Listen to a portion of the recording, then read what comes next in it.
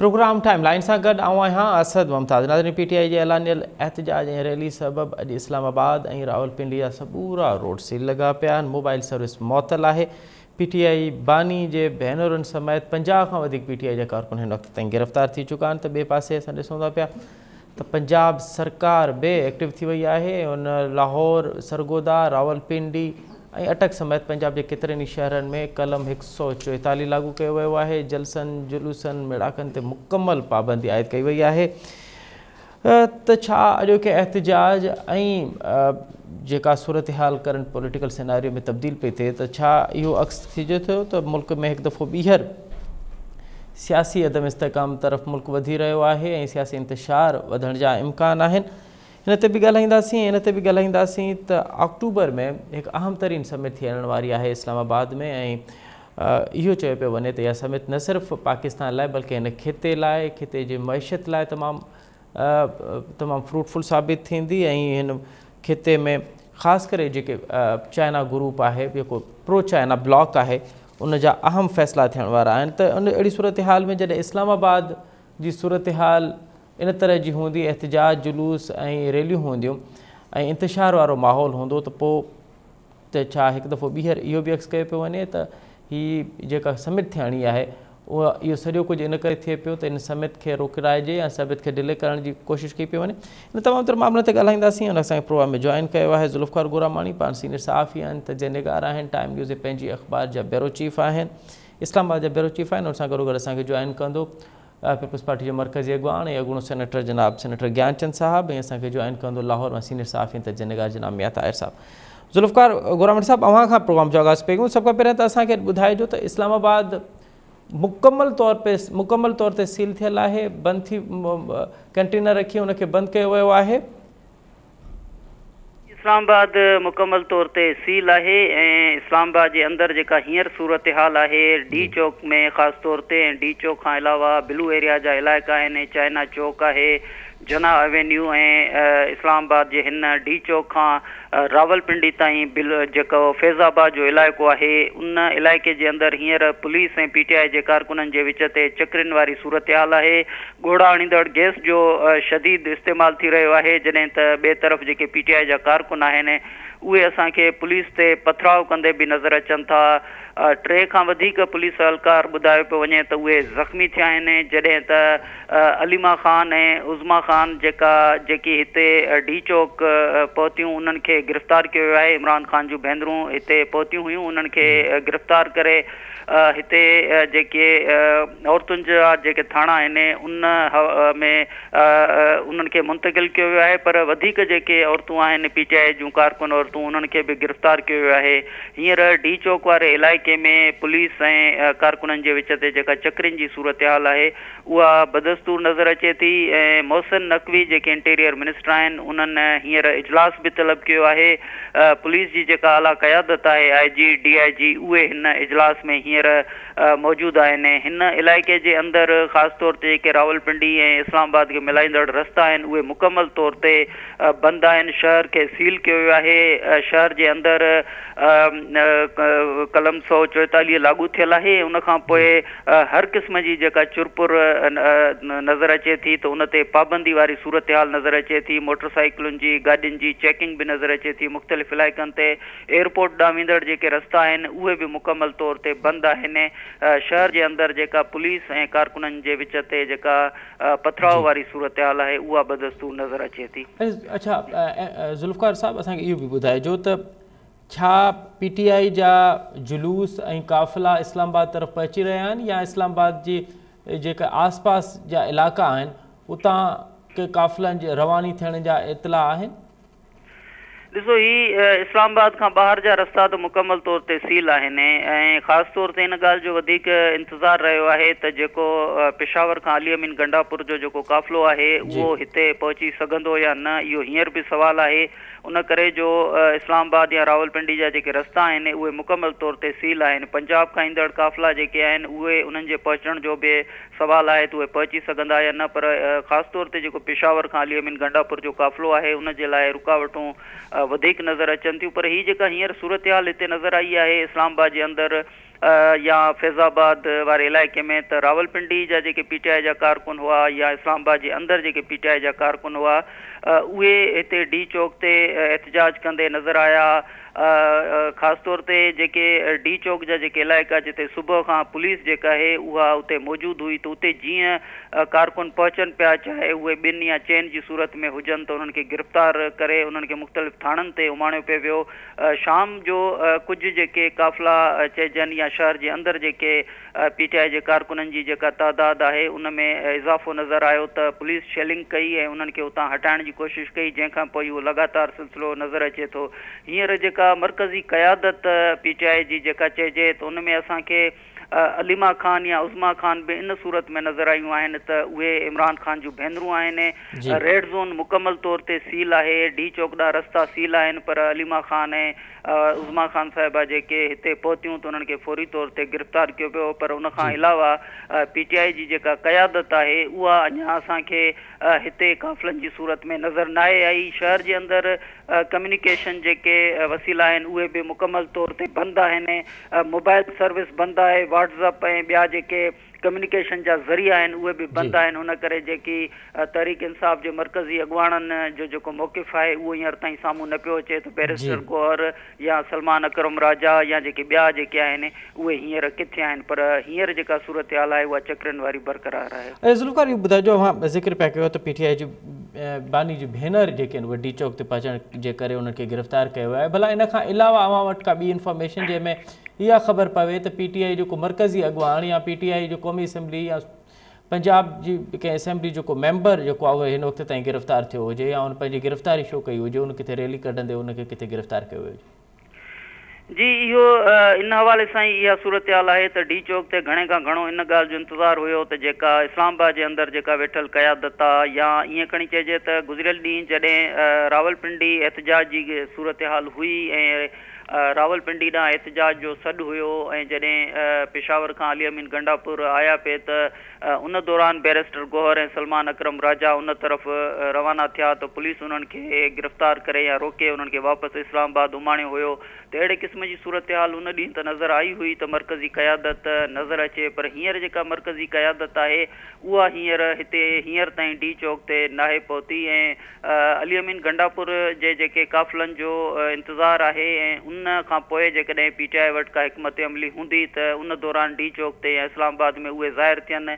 या ईअं बि आहे त कम्युनिकेशन बंदि आहे ऐं PTI जा जेके अॻुवाण आहिनि उन्हनि जा नंबर या हिते मोबाइल नंबर मुकमल तौर ते ब्लॉक थियल आहे, बंदि थियल आहे। त इन सूरत में उन्हनि जो मौक़िफ़ हींअर ताईं साम्हूं न पियो अचे त उहे हींअर ज़ाहिर आहे त उन्हनि जो इहो मौक़िफ़ अॻु में मौजूदु हो त उन्हनि ख़िलाफ़ु कार्रवाई थिए पई, गिरफ़्तारियुनि जो सिलसिलो शुरू थींदो त उहे पंहिंजे पंहिंजे घरनि में मौजूदु न हूंदा त किथे मौजूदु हूंदा या जेकॾहिं हींअर ताईं डी चौक ते नाहिनि आया त उन्हनि जी छा हिकमत अमली आहे। पर घणे क़दुरु इंतज़ारु इहो आहे त अली अमीन गंडापुर जो काफ़िलो हिते पहुचे थो या नथो पहुचे। पुलिस जेका आहे उहा वॾी तइदाद में हिते मौजूदु आहे, FC मौजूदु आहे ऐं उनखां अलावा जेका हिते समिट जेका थिए पई आलमी सतह ते उनजे करे इस्लामाबाद खे हींअर फ़ौज जे हवाले बि कयो वियो आहे।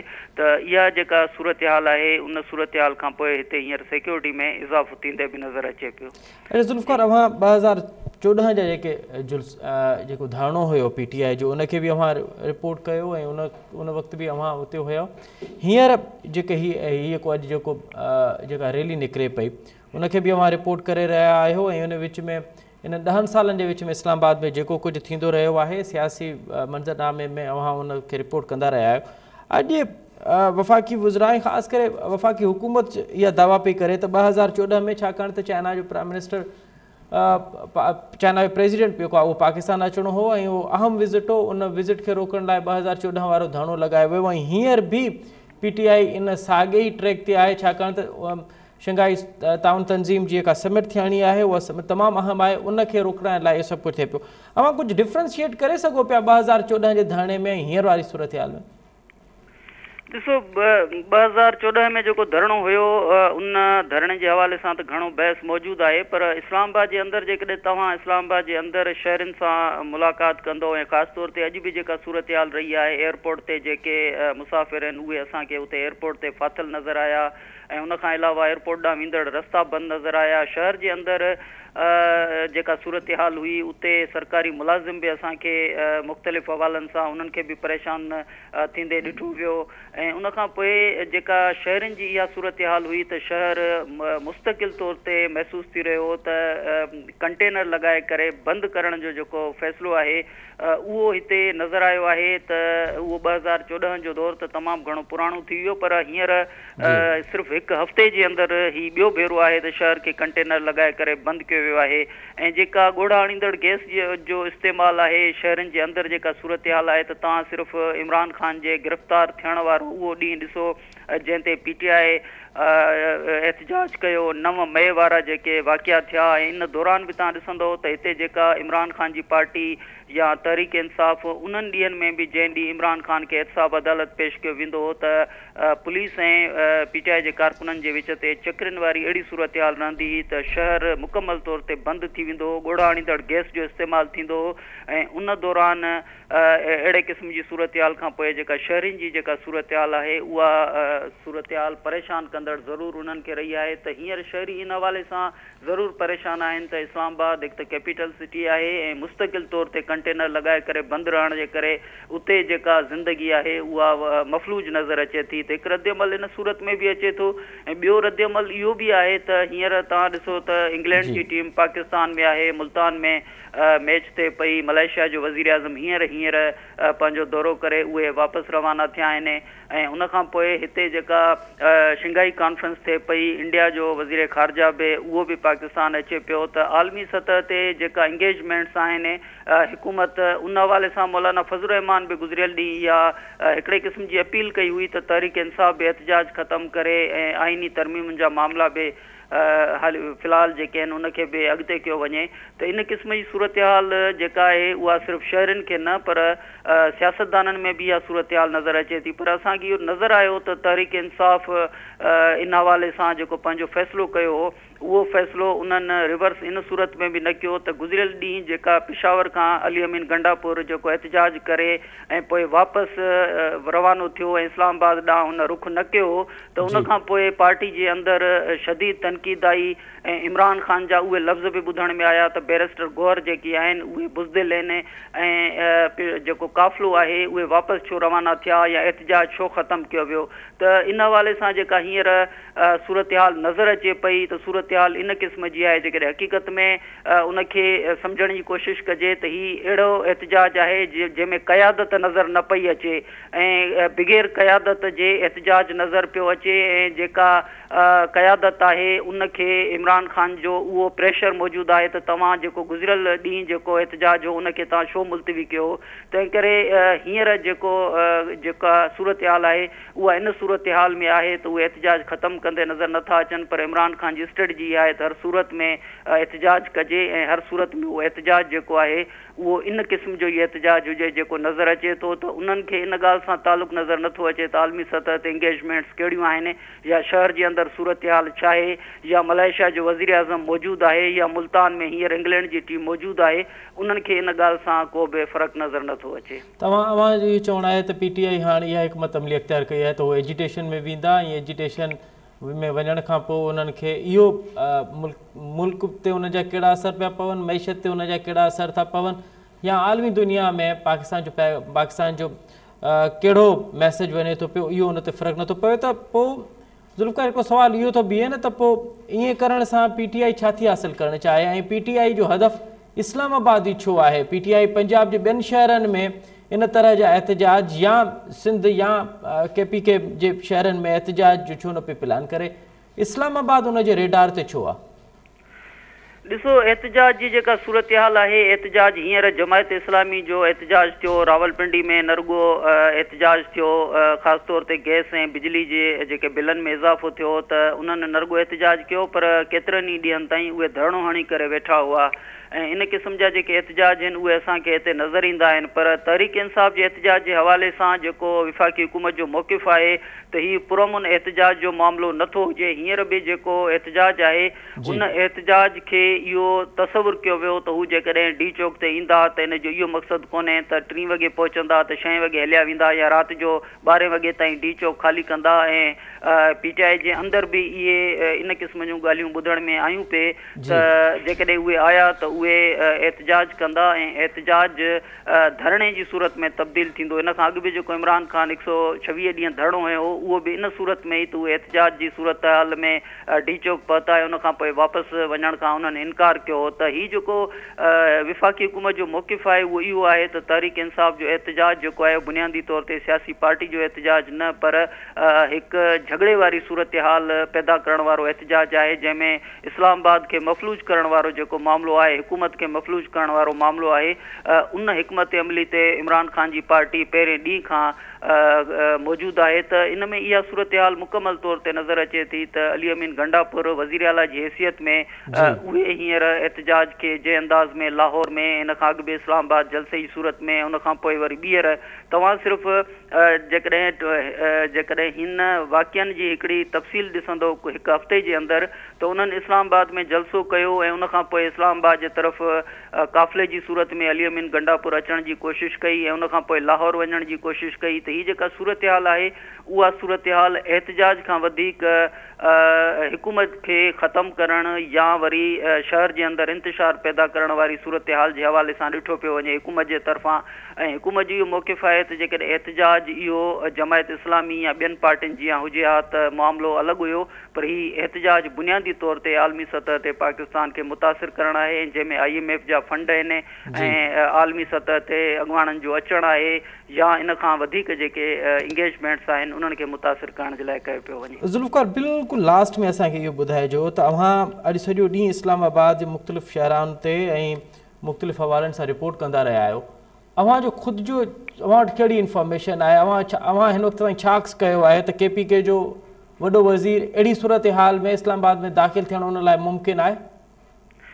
ॾिसो इहो हाणे ॾिसंदासीं त उहे हिते इंटरचेंज खे क्रॉस करे सघनि था या न। पुलिस जी वॾी नफ़री मौजूदु आहे ऐं उन खां अलावा हिते हींअर फ़ौज खे बि डिप्लॉय कयो वियो आहे उन्हनि जो नोटिफिकेशन बि अची वियो आहे त जेको माज़ी जो ट्रैक रिकॉर्ड बिल्कुलु 4-5 ॾींहंनि जो जेको ट्रैक रिकॉर्ड आहे उन में त असांखे नज़र आयो त अली अमीन गंडापुर आया ऐं पोइ वरी काफ़िलो वापसि वञण जो उन्हनि ऐलान कयो पर अवामी रद्द अमल हाणे असांखे इन सूरत हाल में नज़र अचे थो त तव्हां ॾिसो जेको इस्लामाबाद में अॻु में जलसो जेको मुलतवी थियो हो त उन जलसे खे बि जस्टिफाई करण लाइ चयो वियो त इहो इमरान ख़ान जलसो मुलतवी जेल मां करायो। आज़म सवाती उन सां मुलाक़ात कई जंहिंखां पोइ इहो थियो ऐं हींअर जेको वापसी जो पेशावर में ऐलान कयो अली अमीन गंडापुर बि चयो वियो त इमरान ख़ान जी हिदायत हुई त तव्हां वापसि थियो त हींअर ॾिसिजे त अली अमीन गंडापुर जेकॾहिं उहे ऐलान कनि था त जेके उन्हनि सां कारकुन आहिनि उहे वाक़ई सेटिस्फाई थी वेंदा या उहे वरी धरणो हणंदा त इहा सूरत हाल अली अमीन गंडापुर खे हींअर बि हूंदी। पर इन सॼी सूरत हाल में तव्हां ॾिसो त अॼु हिते मोहसिन नक़वी जेकी IG सां गॾु हिते प्रेस कॉन्फ्रेंस पिया कनि त उन वाज़े तौर ते चयो त पुलिस जे कंहिं बि सिपाही खे या SSP सतह ताईं कंहिं बि ऑफिसर खे हथियार न आहे यानी कंहिंखे पिस्टल बि कोन्हे को ऐं सॼी जेका पुलिस आहे उनखे सिर्फ़ु टीयर गैस उन वटि मौजूदु आहिनि पर कंहिंखे बि हथियार कोन्हे ऐं पिस्टल सतह ताईं SSP खे बि अलो कोन्हे त उहे पिस्टल रखनि। उन करे हुकूमत इन तरफ़ खां कोशिशि करे पई त कंहिं बि क़िस्म जो को बि जानी नुक़सान जेको आहे उहो न थिए। हींअर बि तव्हां ॾिसंदो त हींअर ताईं गिरफ़्तारियूं PTI जे कारकुननि जूं अलीमा ख़ान साहिबा या उज़मा साहिबा जी गिरफ़्तारी थी आहे पर ॿिए पासे जेके पुलिस जा अहलकार आहिनि उहे असांखे ज़ख़्मी थींदे नज़र आया आहिनि। त जेका हुकूमत जी कोशिशि आहे उहा इहा आहे त कारकुननि खे मुंतशिर कजे ऐं जेको जानी नुक़सान वारी सूरत हाल आहे उहा किथे बि नज़र न अचे। त हींअर बहरहाल इन ॻाल्हि जो इंतज़ारु आहे त अली अमीन गंडापुर जेकॾहिं अचे थो त उहो पेशावर इंटरचेंज ताईं पहुची वापसि वञण जो ऐलान करे थो या इन खां अलावा बि उन वटि का हिकमत अमली हूंदी। वॾी महिरबानी ज़ुल्फ़कार गुरामाणी अवां ॾाढो तफ़सीली तौर ते अॼु इस्लामाबाद में जाके छा पियो थिए ऐं उन खां अलावा PTI जी हिन वक़्तु हिकमत अमली कहिड़ी रही आहे हुकूमत वटि इन तमामु तर मामले खे रोकण लाइ या हुकूमती सतह ते शहर जो अमन अमान बरक़रार रखण लाइ कहिड़ी हिकमत अमली इख़्तियार कई वई आहे। OCI शंघाई तावत तंज़ीम जी जेको समिट थियण वारी आहे उन हवाले सां बि हुकूमत जी तयारियुनि जे हवाले सां ॾाढो तफ़सीली ब्रीफ कयो। प्रोग्राम में अॻिते वधूं था पिया ऐं पीपल्स पार्टी जो मौक़िफ़ वठंदासीं करंट पॉलिटिकल सिनेरियो ते। हुन सां जॉइन कयो आहे पीपल्स पार्टी जो अॻवान ऐं अॻूणो सेनेटर जनाब सेनेटर ज्ञानचंद साहब। ज्ञानचंद साहब, प्रोग्राम में ख़ुशि आमदीद सर। ज्ञानचंद साहब, मुंहिंजो आवाज़ अवां ते अचे पियो ऐं मूंखे ॿुधो पिया? जी आवाज़ अचे जी ज्ञानचंद साहब, कीअं पिया ॾिसो इस्लामाबाद में हिकु तरफ़ हाणे समिट कॉन्फ्रेंस थियण आहे ऐं अहम तरीन कॉन्फ्रेंस हूंदी इहा, ॿिए तरफ़ मलेशियन प्राइम मिनिस्टर अॼु रवानो थियो आहे इस्लामाबाद में, ऐं टे तरफ़ PTI जा एहतजाजी जेका रैली आहे उहा इस्लामाबाद तरफ़ गामज़न आहे।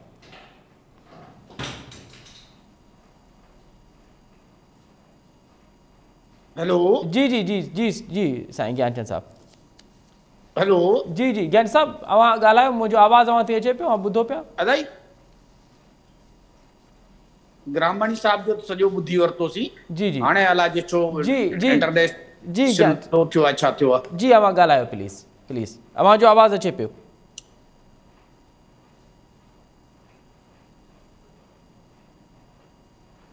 सेनेटर ज्ञानचंद साहब सां असांजो कम्युनिकेशन गैप थियो आहे। जीअं असांजो आवाज़ वारो मामिलो, जीअं असांजो कम्युनिकेशन बहाल थींदो त असां पीपल्स पार्टी जो मौक़िफ़ इन मामले ते ज़रूरु वठंदासीं। ऐं हिन वक़्तु जिन नाज़रीन असांखे जॉइन कयो आहे उनखे ॿुधाईंदो हलां त इस्लामाबाद ऐं रावलपिंडी खे अॼु PTI जी रैली सबबि मुकमल तौर ते सील कयो वियो आहे। उते मोबाइल फ़ोन सर्विस मुअतल आहे।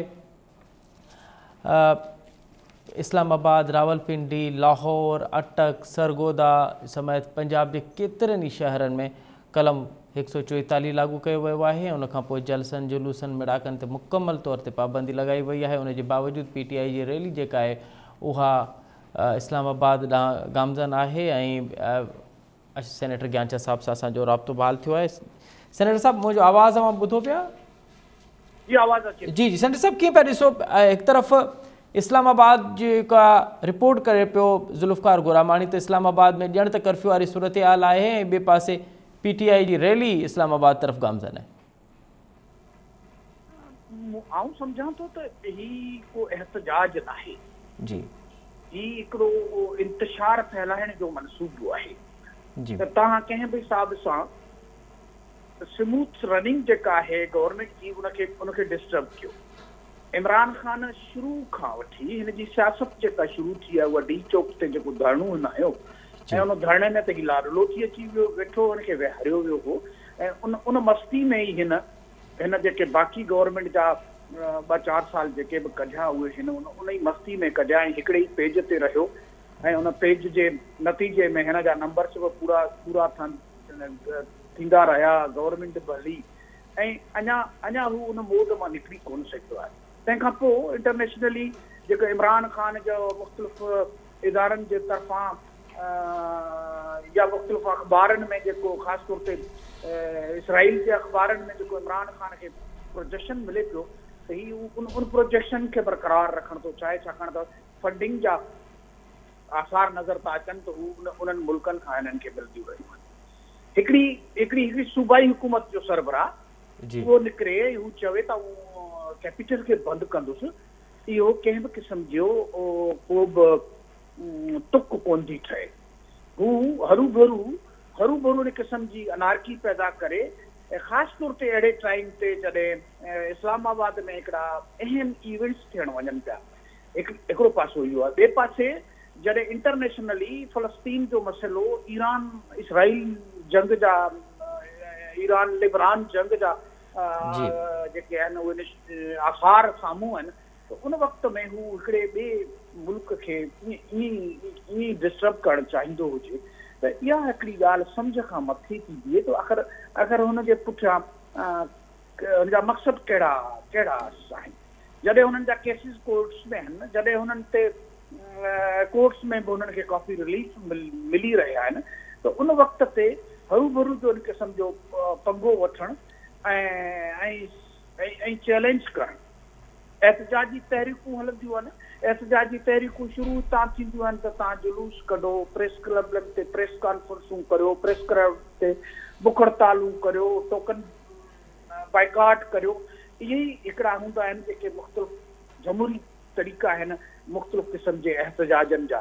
जेकॾहिं उन्हनि एहतजाजनि में गवर्नमेंट कंहिं क़िस्म जो ताक़त जो इस्तेमालु करे थी, पुरअमन एहतजाज में नथी करण ॾे, ऐं कोर्ट्स जा दरवाज़ा तव्हांजे लाइ बंदि हुजनि, का अमृत वेठल हुजे, को मार्शलाऊं लॻल हुजनि, पोइ त तव्हां कंहिं बि क़िस्म जे एहतजाज करे पिया सघो। हिते त इन क़िस्म जी का बि सूरत हाल कोन्हे। पार्लियामेंट कमु करे पई, कोर्ट्स पंहिंजो कमु कनि पियूं, हिननि खे बि एहतजाज करण जे लाइ परमिशन्स मिलणु शुरू थी वियूं, त तव्हां किथे बि थोरे जो हिननि जो ट्रैक रिकॉर्ड अहिड़ो रहियो आहे जंहिंमें ही गॾु थी हुजूम ठाहे, हिकिड़ो मोब ठाहे, का डिस्टर्बेंस पैदा कनि था चाहिनि। अॼु सुबुह जो बि मूं किथे सोशल मीडिया ते ॾिठो पिए त हिननि जा माण्हू जेके आहिनि मुख़्तलिफ़ पेशावर जे या ख़ैबर पख्तूनख्वा जे कुझु इलाइक़नि मां निकिरनि पिया ऐं उहे हथियार ॾेखारे इहो था चवनि त अगरि गोली चलेगी तो हम भी गोली चलाएंगे। ही छा इस्लाम मां फतह करण लाइ हथियार खणी निकिता आहिनि? ही छा चाहिनि आख़िर?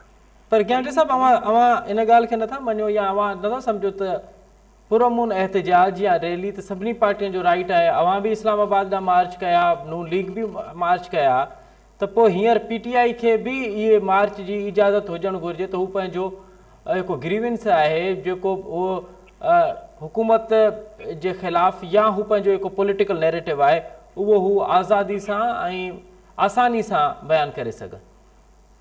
ॾिसो, इन ॻाल्हि में को शक कोन्हे, असीं हिननि जे पुरअमन एहतजाज जे राइट लाइ बिल्कुलु बीठा आहियूं।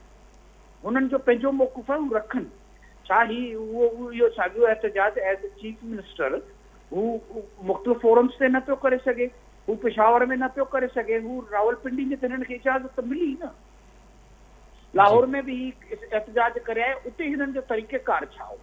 जेकॾहिं बिलावल भुट्टो कराची खां लॉन्ग मार्च जे लाइ निकितो त किथे बि जेके इंसानियत सां कमिटमेंट थियल हुयूं त किथे बि को गमलो कोन किरियो, किथे बि कंहिं क़िस्म जी अफ़रा तफ़री पैदा कोन थी।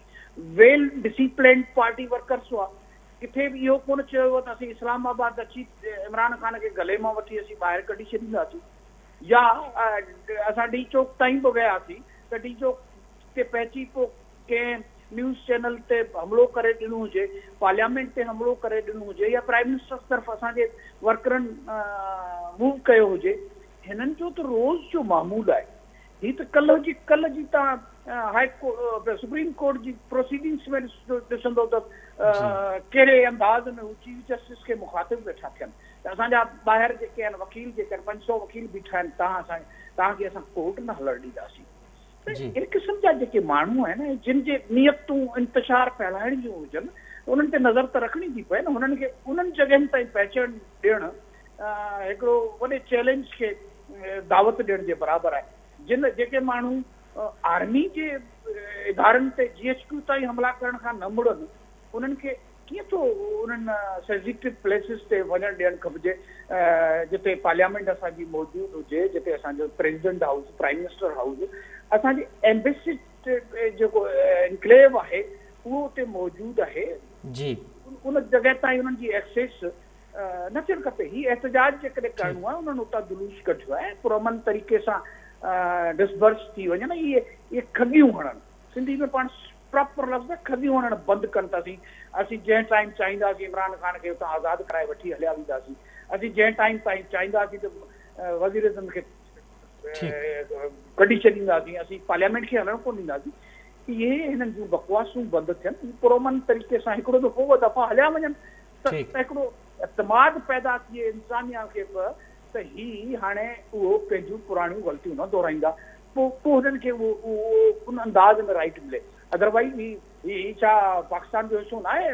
पेशावर खां ई निकिता आहिनि, जुलूस कढी था अचनि, रोकण जे लाइ त उते बि रोके सघिजे थो, पर उन्हनि खे छॾियो वियो आहे त हू गड़बड़ नथा कनि। हू इस्लामाबाद में, पिंडी में या पंजाब जे ॿिनि शहरनि में अची गड़बड़ था कनि। इन जे करे हुननि खे रोकणु ज़रूरी आहे ऐं इंसानियत खे सख़्ती सां बि रोकणो पियो थो रोके। ठीकु आहे ज्ञानी साहब, हाणे आउं चाहींदुसि त अव्हां जी मौजूदगी जो फ़ाइदो वठंदे गुज़िरियल ॾींहुं सुप्रीम कोर्ट तरफ़ां हिकु अहम फ़ैसिलो आयो आहे ऐं उन ते बि अव्हां जो ऐं अव्हां जी पार्टी जो मौक़िफ़ वठो। त हाणे इहो ॿुधाइजो त आर्टिकल 63A जे हवाले सां हिकु नई तशरीह आई आहे, उन खां पोइ पीपल्स पार्टी केतिरी पूरी उमेद आहे त हीउ जेको आइनी तरमीम वारो मामिलो आहे उहो हल थी वेंदो? ॾिसो, आउं हुनखे नई तशरीह न चवंदुसि। अच्छा, आउं ईअं चवंदुसि जेको रीराइट कयो वियो हो कॉन्स्टिट्यूशन खे, उनखे पंहिंजे पुराणी पोज़ीशन में आंदो वियो आहे। हिकिड़ो इंडिविजुअल मेंबर जेको के पार्टी सां लाॻापियल आहे उनजो मेंबर थी थो वञे, उन खां पोइ जेकॾहिं हुनखे पार्लियामेंटी लीडर जे फ़ैसिले खे ई फॉलो करणो त पोइ वोटिंग करण जी तव्हांखे ज़रूरत कहिड़ी आहे? पोइ त तव्हांजी पार्टी जे अंदरि आमरियत आहे। जेके तव्हांजा हिकिड़ो दफ़ो मेंबर चूंडी चुका उहो 5 सालनि लाइ जेकॾहिं मेंबर रहण था चाहिनि उहो उहो ई कंदा जीअं पार्टी जो पार्लियामेंटी लीडर चयो। त उन में किथे पार्टियूं बि कॾहिं मसलतनि तहत के ग़लति कमु करणु वञनि त उन में हुननि खे राइट हुजे त पंहिंजे ज़मीर मुताबिक़ पंहिंजे दिलि ऐं दिमाग़ मुताबिक़ वोट करे सघनि। पर छाकाणि त उहे पार्टी जी टिकट ते आहिनि त उन्हनि जी उहा मेंबरशिप ख़तमु थी त वोट कास्ट थींदो तव्हांजे ज़मीर मुताबिक़। जेकॾहिं पर तव्हांजे पार्टी सां गॾु एज़ फर्दर तव्हां मेंबर न रही सघंदो। इन सां ई तव्हांजो नो कॉन्फिडेंस बि थी सघनि था। इन सां ई तव्हांजो के सुठा कम बि थी सघनि था के न थींदड़ कम को गवर्नमेंट पार्टी जो माण्हू सुभाणे अपोजिशन जी का सुठी ॻाल्हि हुजे उन तरफ़ वोट करे सघे थो। इहा हिकु इंडिविजुअल आज़ादी ॾिनी हुई आहे, ज़मीर मुताबिक़ फ़ैसिला करण जी आज़ादी आहे जेका कॉन्स्टिट्यूशन में हुई ऐं रीराइट कई हुई उनखे दुरुस्त। ओके वरी महिरबानी सेनेटर ज्ञानचंद साहब मां ॾाढो तफ़सीली तौर ते जेकी PTI जी रैली ऐं गुज़िरियल वारे फ़ैसिले ते पंहिंजो मौक़िफ़ ॾेई रहिया। प्रोग्राम अॻिते वधूं था पिया ऐं असांखे लाहौर मां जॉइन कयो आहे सीनियर सहाफ़ी ऐं तर्जुमेगार ऐं कॉलमिस्ट जनाब मियां ताहिर साहब। मियां साहब प्रोग्राम में खुश आमदीद सर। जी जनाब। मियां साहब क्या सूरत हाल है पंजाब की कि ये रैलियाँ सिर्फ इस्लामाबाद तक ही महदूद हैं या बाकी पंजाब में भी PTI ने हिकमत अमली बनाई हुई है कि पंजाब में जो है वो PTI अपना पावर शो दिखाएगी और स्ट्रीट पावर भी दिखाएगी? नहीं, वो बारी बारी हर शहर में कर रहे हैं। जैसे कि उन्होंने 2 तारीख जो है वो रखी हुई थी फैसलाबाद और भावलपुर और मियांवाली में। तो आज वो इधर इस्लामाबाद में है, कल उनका लाहौर में है। तो वो हर जगह अपना पावर शो कर रहे हैं। भावलपुर में और मियांवाली में तो नाकाम हो गए बिल्कुल। अलबत्ता फैसलाबाद चूंकि PTI का गढ़ भी है, आपको पता है कि सबसे ज्यादा जो सीट्स है वो उनको पंजाब में फैसलाबाद डिवीजन ने ही दी थी। तो वहाँ पे उन्होंने एंगेज रखा सारा दिन पुलिस को। और जाहिर है कि बहुत ज्यादा तादाद में तो लोग बाहर नहीं आ रहे, लेकिन जितने भी आ जाएं अगर आप पूरा दिन गुजार लें तो फिर आपका एहतजाज रजिस्टर हो ही जाता है। तो अब इस्लामाबाद में जो सूरत हाल भी ऐसी नजर आ रही है मुझे कि शायद वो कल का दिन पूरा निकाल लेंगे। आज तो उनका गुजर गया जो आज का था उनका, आज पहुंचना है। आज तो ना वो पहुंच सके हैं और गंडापुर साहब अभी बहुत दूर हैं और चूंकि क़यादत उन्होंने करनी है, ऐलान उन्होंने किया हुआ है, तो वो तो बहुत दूर हैं और शायद वहां से अब उनकी वापसी का भी वक्त शायद कोई अब से कोई 4 घंटे बाद हो जाए। अच्छा मियां साहब ये बताइएगा कि आज जो गिरफ्तारी हुई है PTI की 2 सिस्टर्स की, क्या ये भी अपने कारकुनों में उत्साह देने के लिए, उनको मोटिवेट करने के लिए कि जब हम गिरफ्तार हो सकते हैं तो बाकी क्यों नहीं? आप समझ रहे हैं कि ये भी PTI की पॉलिटिकली स्ट्रेटजी है? देखें, ये PTI की कोई स्ट्रेटजी नहीं है, ये स्ट्रेटजी दूसरी तरफ की है। अगर आप मेरी बात को माने जी, तो जो अलीमा खान और जो इमरान खान की बहनें हैं, ये आपको पता है कि ये असल में ये जो गंडापुर है उसके मुखालिफ पार्टी है, ये उसके मुखालिफ गढ़ा है। तो वो जानबूझ के उनको एक मौके पे लाया जाता है। जिस तरह पिंडी में एक जज साहब जो एडिशनल सेशन जज हैं, उन्होंने उनको गाड़ी में लिफ्ट दिए और वहां पे पहुंचा दिया जहां उन्होंने एहतियात करना था। तो अब आज भी वो वहां पहुंचा दी गई और उनको गिरफ्तार कर लिया गया। तो ये तो बेसिकली एक काउंटर है, ये कोई स्ट्रेटजी नहीं है। कोई वहां पे पहुंचने की उनकी अपनी कोई स्ट्रेटजी नहीं थी, ना उनकी इतनी फोर्स है कि वो वहां पहुंच सके, ना उनके साथ इतने कारकुन है कि उनको उठा के वहां लेके चले जाएं और वो हर सूरत हर जगह पे पहुंच जाएं। तो ये 2 जगहों पे उनकी जो अपीयरेंस दी गई थी, वहां पे भी गंडापुर वापस हो गए, अलीमा खान वहां से गिरफ्तार मतलब वहां मौजूद रही और कारकुनों का जोश बढ़ाती रही। तो फिर लीडर कौन बना कारकुनों का? अलीमा खान। गंडापुर जो है वो विलन बन गया। आज भी ऐसे ही हुआ है। आज गंडापुर अगर 12 बजे ये कहे कि जी फौज चूंकि आ गई है, फौज हमें बहुत प्यारी है, जान से प्यारी है, तो हम अब आगे नहीं जाएंगे क्योंकि 12 बजे फौज ने कंट्रोल संभाल लेना है इस्लामाबाद का, तो नोटिफिकेशन के मुताबिक। तो फिर कौन विलन होगा और कौन हीरो होगा? जो गिरफ्तार होके चली गई वो हीरो रहेंगी और जो वापस चला जाएगा वो विलन होगा।